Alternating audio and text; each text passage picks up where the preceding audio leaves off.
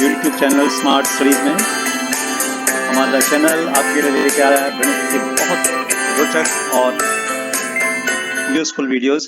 हमारे चैनल को सब्सक्राइब करें, पसंद करें और शेयर करें। बच्चों, आज हम चैप्टर नंबर 1 नंबर सिस्टम संख्या पद्धति की पहली प्रश्नावली एक्सरसाइज 1.1 लेकर आपके सामने आए हैं और आप ध्यानपूर्वक देखिए कि कैसे इन क्वेश्चंस को हमने किया है। आपको जरूर हेल्प मिलेगा और रिवाइज कीजिए ऐसे क्वेश्चंस।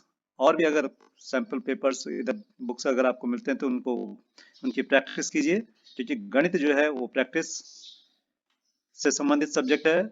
आप जितना अभ्यास करेंगे उतना आपके गणित में निखार आएगा, आपकी स्किल्स जो है इम्प्रूवमेंट होंगी।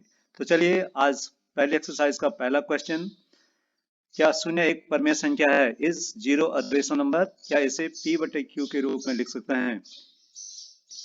ठीक, can we represent it in the form of p upon q? तो आप सबको पता है कि शून्य जो है क्या होता है, एक पूर्ण संख्या है। शून्य क्या कहते हैं, पूर्णांक के समुच्चय में भी आता है, तो इसका मतलब शून्य अपने आप में परमेय संख्या है। तो शून्य को हम परमेय संख्या कहते हैं। इसको हम 0/1, 0/2, 0/3 के रूप में व्यक्त कर सकते हैं। ठीक, तो दूसरा क्वेश्चन बहुत सिंपल है। हमने जो पहला वीडियो तैयार किया है इसी चैप्टर का, उसमें देखिएगा, वहां पर आपको परमेय संख्या, दी हुई परमेय संख्याओं के बीच की परमेय संख्याएं ज्ञात करनी सिखाई गई है। लेकिन यहाँ पर बहुत आसान है, बहुत सिंपल तरीके से हम निकालेंगे। आपका जो क्वेश्चन है वो 3 तथा 4 के बीच की 6 परमेय संख्याएं ज्ञात कीजिए। आपको किस तरह से निकालना, देखिए, आप 3 और 4 को किस रूप में लिख सकते हैं? 3 को लिख सकते हैं 3/1 भिन्नात्मक p बटे q के रूप में, और 4 को लिखेंगे 4/1 p बटे q के रूप में।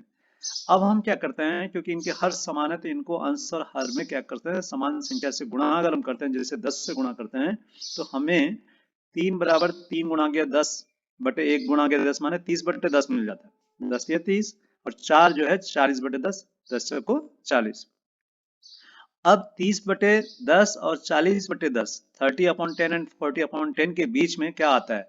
आप सबको गिनती आती है, काउंटिंग। तो 31/10, 32/10, 33/10, 34/10, 35/10 एंड 36/10, ये 6 परमेय संख्याएं हो गई। किसके बीच में? 30/10 और 40/10, या 3 और 4 के बीच में। तो ये सिंपल क्वेश्चन है, बहुत साधारण इसका उत्तर है। आप ध्यान से देखिए और इस पर मनन कीजिए। चलिए बढ़ते हैं हम अपने, अगर इनको दशमलव के रूप में लिखें तो देखिए 3 और 4 के बीच में 3.1, 3.2, 3.3, 3 कुछ ऐसे भी देते हैं आंसर। तो अगर आपको डायरेक्ट एक नंबर में लिखना है तो आप ये डायरेक्ट आंसर भी लिख सकते हैं कि 3 और 4 के बीच में ये संख्याएं होती है। दशमलव संख्याएं भी परमेय संख्याएं होती है, वो भिन्न संख्याओं के क्या है, रूप है। अब अगला क्वेश्चन देखते हैं, इसका क्वेश्चन नंबर 3, 3/5 तथा 4/5 के बीच की 5 परमेय संख्याएं ज्ञात कीजिए। Find 5 rational numbers between 3/5 and 4/5। तो देखिए, ये भी अच्छा क्वेश्चन है, बहुत साधारण है, क्योंकि इसमें भी हर समान है। जब हर समान होते हैं तो कोई दिक्कत नहीं होती है। ठीक, इसमें भी हम क्या करेंगे, अंश और हर में 10 की गुणा कर देंगे। तो जब हम इनको 10 की गुणा करते हैं, हम वो सूत्र का प्रयोग नहीं कर रहे हैं कि सी बराबर a प्लस b बटे 2। यहाँ पे थोड़ा कठिन हो जाएगा, भिन्न हमारे पास आसान तरीका जो होता है उसका प्रयोग करते हैं।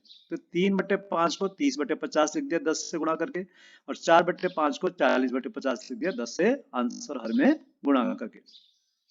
ऐसा करने से क्या मिलेगा, देखिए, अब हमें 30/40, 50 और 40/50 के बीच में हमारे पास कितनी संख्या है?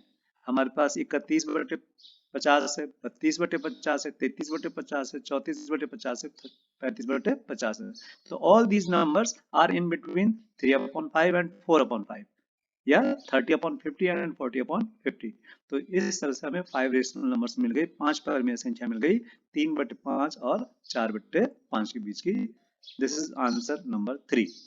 ठीक, अब चलते हैं प्रश्नावली 1.1 क्वेश्चन नंबर 4, जो इसका लास्ट क्वेश्चन है। बहुत आसान है, आपको दिए हैं कथन सत्य है अथवा असत्य है। ठीक, whether the following statements are true or false, explain answers। ठीक, तो इसमें पहला है प्रत्येक प्राकृतिक संख्या एक पूर्ण संख्या होती है। प्यारे बच्चों, आपको प्राकृतिक संख्याएं नेचुरल नंबर्स बताई गई हैं कि 1 2 3 4 जो काउंटिंग होते हैं, और पूर्ण संख्या मीन्स होल नंबर बताए गए हैं जिसमें 0 1 2 3 4। तो सभी नेचुरल नंबर्स 1 2 3 4 5 कहाँ भी आ रही हैं? हमारे पूर्ण संख्याओं में। इसका मतलब इसका क्या होगा?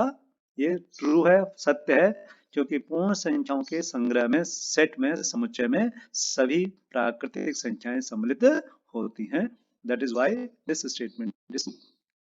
सेकंड स्टेटमेंट है प्रत्येक पूर्णांक एक पूर्ण संख्या होती है। Every integer is a whole number. देखिए, पूर्णांक की परिभाषा को रिकॉल कीजिए, क्या कहा गया उसमें कि पूर्णांक में धनात्मक संख्या, शून्य और ऋणात्मक संख्या होती है। तो धन पूर्णांक 1 2 3 4, ऋण पूर्णांक ऋण 1 ऋण 2 ऋण 3 ऋण 4 और 0, इन सबको मिलाकर के पूर्णांक का समुच्चय बनता है, संग्रह बनता है। जबकि पूर्ण संख्याओं में हमारे केवल 0 1 2 3 होते हैं, तो इसका मतलब ऋणात्मक संख्याएं नहीं होती हैं। तो सभी पूर्णांक क्या नहीं हो सकते हैं? पूर्ण नहीं हो सकते। तो ये असत्य होगा, क्योंकि सभी पूर्णांक क्या होंगे? ऋणात्मक पूर्णांक खासतौर पर पूर्ण संख्याएं नहीं होती है। अगला स्टेटमेंट है, देखिए, प्रत्येक परिमेय संख्या एक पूर्ण संख्या होती है। यहाँ पर हम परिमेय संख्या की परिभाषा को समझेंगे। वे संख्याएं जिन्हें p बटे q के रूप में व्यक्त करते हैं। p बटे q मान जैसे 1/2, 1/3, 4/5, 5/5।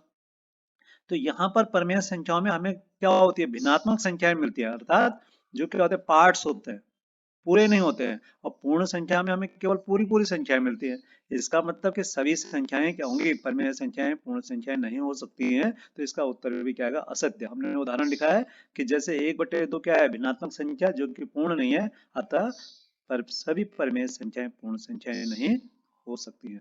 तो ये हमारे आज की पहली एक्सरसाइज चैप्टर 1 एक्सरसाइज 1.1 समाप्त हुई। आपके लिए आगे भी बहुत अच्छे वीडियो तैयार हैं। आप देखते रहिए चैनल को, वीडियो को लाइक करें, शेयर करें। और अगर आपको किसी तरह की परेशानी होती है तो आप क्या कर सकते हैं? कमेंट बॉक्स में लिख सकते हैं।